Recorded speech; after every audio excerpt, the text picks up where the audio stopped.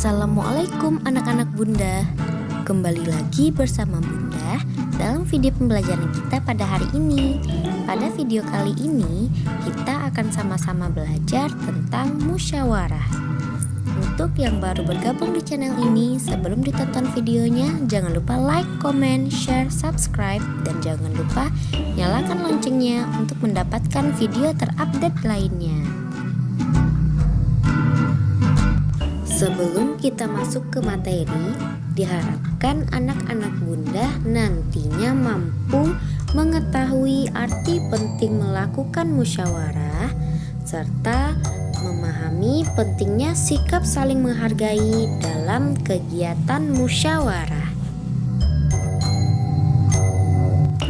Nah, anak-anak Bunda tahu apa itu musyawarah?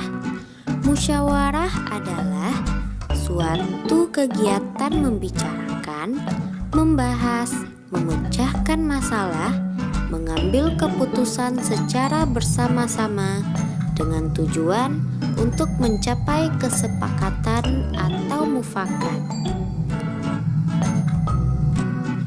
Anak-anak Bunda tahu, biasanya dalam musyawarah ini akan menghasilkan sebuah keputusan yang sudah disepakati oleh seluruh anggota musyawarah.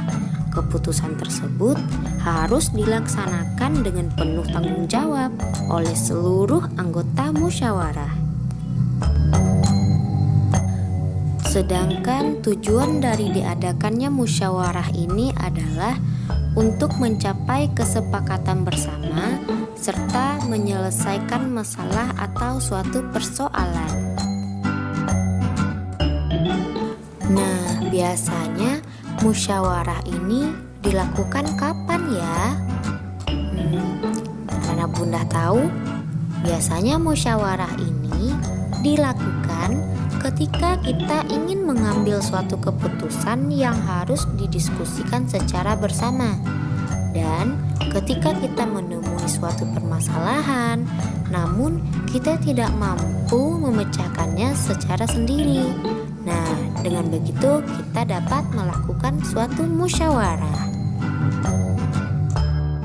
Musyawarah ini memiliki manfaat juga loh. Manfaat yang pertama yaitu melatih kita untuk mengemukakan pendapat. Yang kedua, masalah dapat segera terpecahkan. Yang ketiga, dapat menyatukan pendapat yang berbeda. Yang keempat, membangun rasa kebersamaan. Yang kelima, menghindari prasangka dan pertengkaran. Yang keenam, melatih kita untuk menghargai pendapat orang lain. Dan yang ketujuh, keputusan yang dihasilkan mempunyai keadilan. Ciri-ciri musyawarah yang baik itu ada 4. Yang pertama, dilakukan berdasarkan kepentingan bersama. Yang kedua, hasil keputusan musyawarah itu bisa diterima oleh seluruh peserta musyawarah. Yang ketiga, pendapat yang diusulkan peserta musyawarah mudah dipahami oleh peserta lain. Yang keempat, mengutamakan kepentingan bersama. Nah, anak-anak Bunda tahu, saat kita melakukan musyawarah, kita harus menjaga sikap kita. Nah, apa saja sikapnya itu? Yang pertama, dalam mengajukan pendapat, kita harus bersikap dengan sopan ya. Yang kedua, menghargai suara terbanyak. Yang ketiga, menerima hasil musyawarah. Yang keempat, melaksanakan hasil keputusan bersama. Yang kelima, menghargai pendapat orang lain. Yang keenam, mampu mengendalikan diri dan emosi. Yang ketujuh, sopan santun mengikuti musyawarah. Yang kedelapan, tidak meninggalkan tempat sebelum musyawarah selesai. Dan yang kesembilan yaitu mematuhi peraturan musyawarah.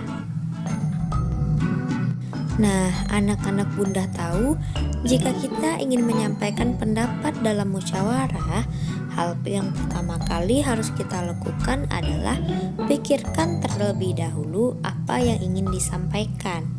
Lalu, meminta izin untuk menyampaikan pendapat. Setelah diberi izin, kita sampaikan pendapat kita dengan baik, sopan, dan mudah dipahami oleh orang lain. Dalam menyampaikan pendapat, kita tidak boleh memaksakan pendapat kita, dan kita tidak boleh memotong pembicaraan orang lain, dan berlapang dada jika pendapat tidak diterima. Kita harus bisa juga menerima saran dan kritik, dan menerima dan ikut melaksanakan hasil dari keputusan.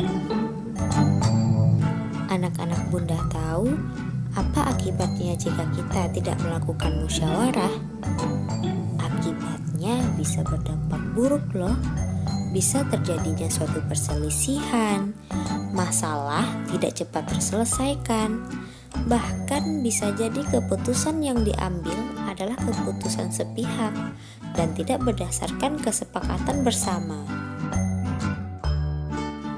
Pelaksanaan kegiatan musyawarah itu merupakan sikap yang sesuai dengan sila Pancasila, yaitu sila keempat yang berbunyi kerakyatan yang dipimpin oleh hikmat kebijaksanaan dalam permusyawaratan perwakilan dan memiliki lambang kepala banteng.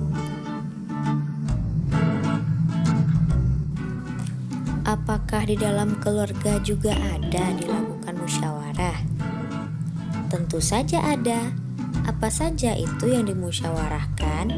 Contohnya 1. Pembagian tugas membersihkan rumah. 2.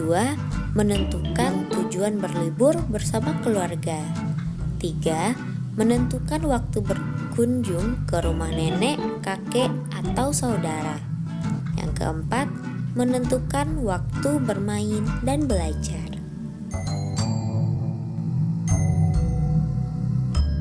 Musyawarah ini juga ada dilakukan di lingkungan sekolah loh. Contohnya saat pemilihan ketua kelas, lalu pembagian hari untuk tugas piket kelas, menentukan peraturan kelas, bahkan pemilihan peserta lomba antar kelas.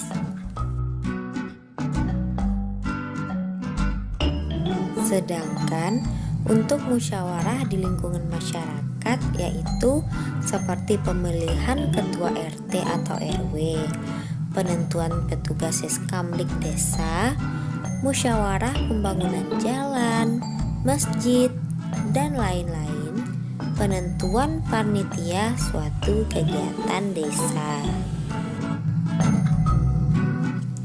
Baiklah, kesimpulan dari pembelajaran kita pada hari ini yaitu kita harus melakukan musyawarah ketika menghadapi persoalan atau masalah yang tidak mampu kita pecahkan sendiri. Nah, anak-anak Bunda, semoga penjelasannya bermanfaat ya. Tetap jaga kesehatan, tetap semangat belajarnya di rumah. Bunda akhiri. Assalamualaikum warahmatullahi wabarakatuh. Thanks for watching.